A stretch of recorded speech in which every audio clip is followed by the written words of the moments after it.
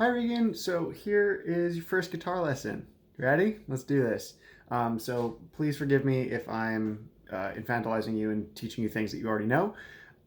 So on the guitar you got 6 strings, and we always count our strings from the bottom. So that bottom thinnest string is going to be your first string, second string, third string, fourth, fifth, sixth, which is your closest to the ceiling string and also your thickest string. And you got your frets, which we count from the nut, which is this kind of like the beginning of the string section. So that's your nut, and then that's going to be your first fret, second fret, third, fourth, fifth, so on. This bad boy is a capo, which you'll need one of these.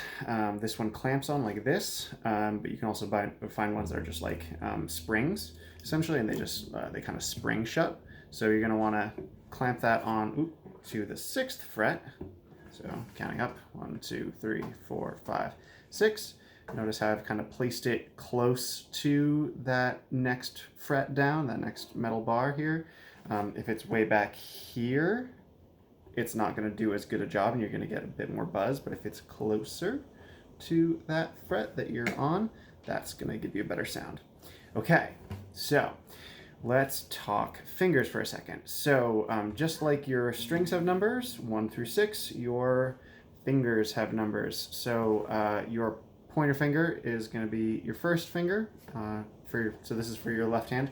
Pointer finger is going to be your first, second, third, and your pinky is fourth. You don't really use your thumb all that often, so we don't give that thumb a number. Okay, so first chord shape. First finger is going to go on your 6th. Already screwed that up.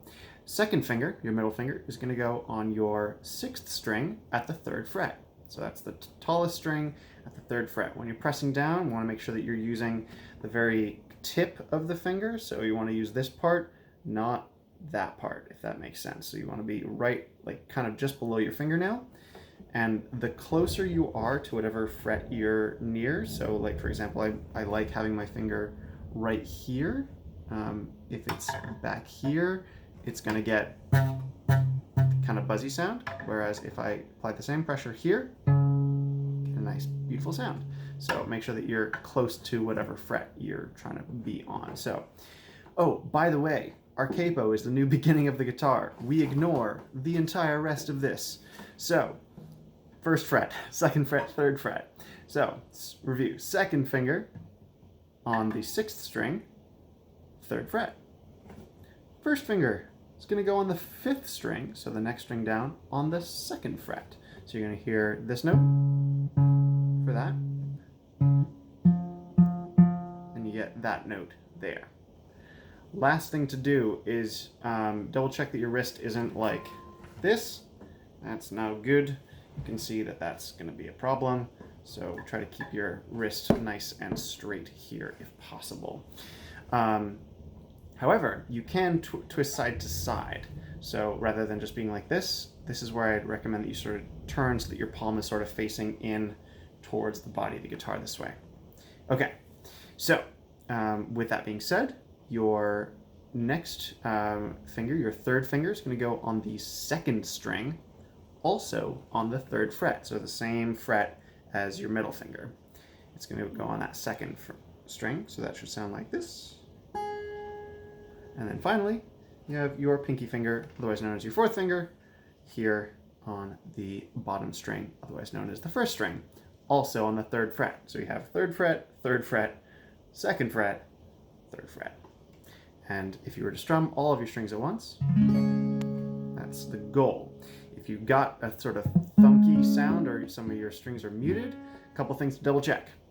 Are you using the tips of your fingers, not the flat parts? Because if you use the flat part of your finger, even if you get a good sound on that string, it'll often mute the other strings. You can kind of see how it's pressing down there. So using really tall shape there, really tall fingers. Double check that your fingers are really close to the frets, so they're not slid all the way back here, but they're right up close. And then double check that you're pressing with some good pressure. Hopefully you're not cutting into your fingers. By the way, this will hurt for a bit. If you're bleeding, that's a bad thing. Don't do that. But if your fingers feel tender or sore or raw, that is totally normal, and it gets easier because the miracle of calluses. that flesh will grow back stronger, your skin will get thicker, and you'll develop calluses. So fear not and dig in, but try not to seriously hurt yourself. Okay, cool. So that's kind of step one.